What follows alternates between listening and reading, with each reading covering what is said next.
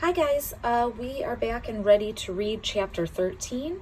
At the end of chapter 12, they had just finished up their first game, and Charles won that game, and with not so great of an attitude either. So here we go with chapter 13, picking up on page 62. What happened next was extremely cool. A holographic image of a second librarian appeared beside Dr. Zinchenko at the center desk. She looked a little like Princess Leia being beamed out of R2-D2 in Star Wars, except she had an old-fashioned bubble-top hairdo, cat-eye glasses, and a tweed jacket with patches on the elbows. Here to present our official library lock-in rules, said Dr. Zinchenko, is Mrs. Gail Tobin, head librarian of the Alexandriaville Public Library back in the 1960s, when Mr. Lemoncello was your age. Overhead, the Wonder Dome had shifted back to its 10 Dewey Decimal displays. How old is she? Asked Sean Keegan. She'd be 110 if she were still alive. But she's dead and working here? Let's just say her spirit lives on in this hologram. Mrs. Tobin is the one who helped Mr. Lemoncello so much, Kyle whispered to Akimi when he was a kid. I know, her hair looks like a beehive. Kyle shrugged. From what I've seen on TV, the 1960s were generally weird. Welcome, children, to the library of the future, said the flickering projection. Dr. Zinchenko will now pass out Lemoncello Library floor plans, your map and guide to all that this extraordinary building has to offer.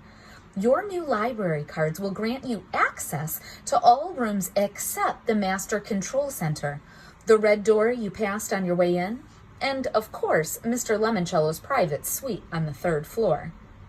Charles Chiltington dangled his golden key in front of his face. I believe you need this to enter that? Mrs. Tobin ignored him. She was a hologram. That made it easier. Security personnel are on duty 24 hours a day, she continued. During your stay, all of your actions will be recorded by video cameras as outlined in the consent agreements you and your parents signed earlier. Are we going to be on a reality TV show? Asked Haley, smiling up at a tiny camera with a blinking red light. It's a distinct possibility, said Dr. Zinchenko. I like television, said the ghostly image of Mrs. Tobin.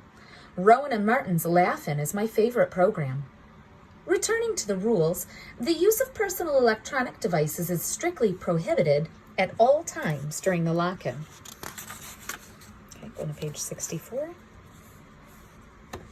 The security guard, Clarence, and a guy who looked like his identical twin brother entered the rotunda, each of them carrying an aluminum attaché case.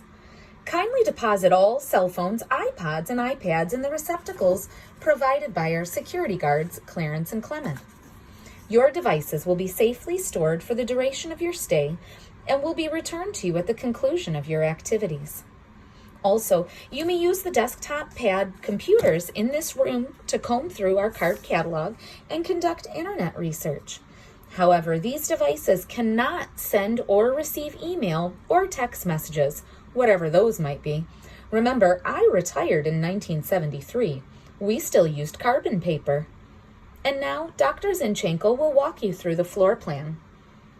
Everybody unfolded their map pamphlets. As you can see, said Dr. Zinchenko, fiction titles are located here in the reading room.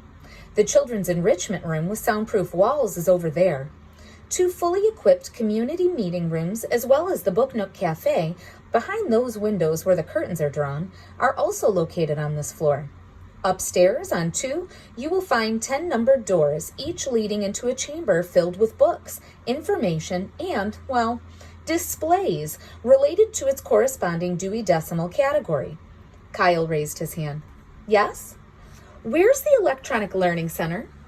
Dr. Zinchenko grinned. Upstairs on the 3rd floor, where you will also find the boardroom, the Art and Artifacts room, the IMAX theater, the Lemoncello Abelia room, the... Can we go upstairs and play?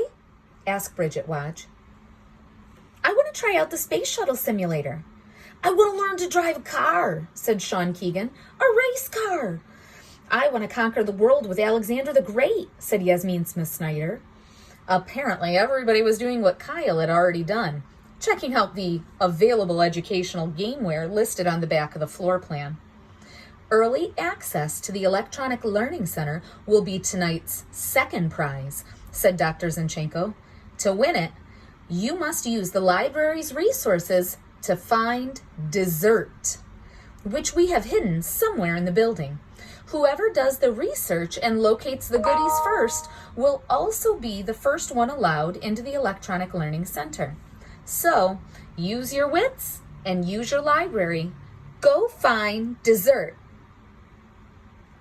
Everybody raced around the room and sat down at separate desks to start tapping on the glass computer pads.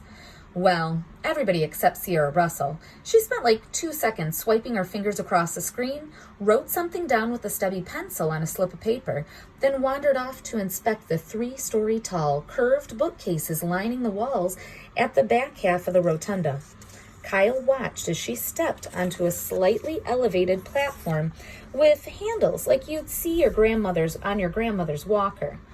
It even had a basket attached to the front.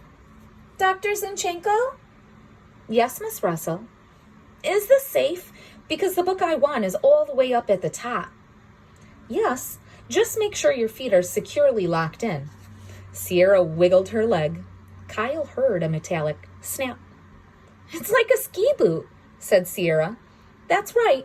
Now use the keypad to tell the hover ladder the call number for the book you are interested in, and hang on tight.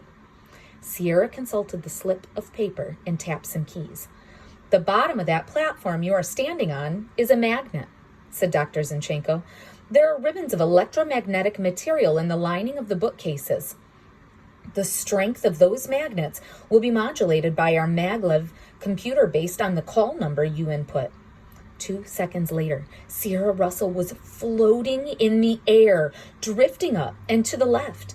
It was absolutely awesome.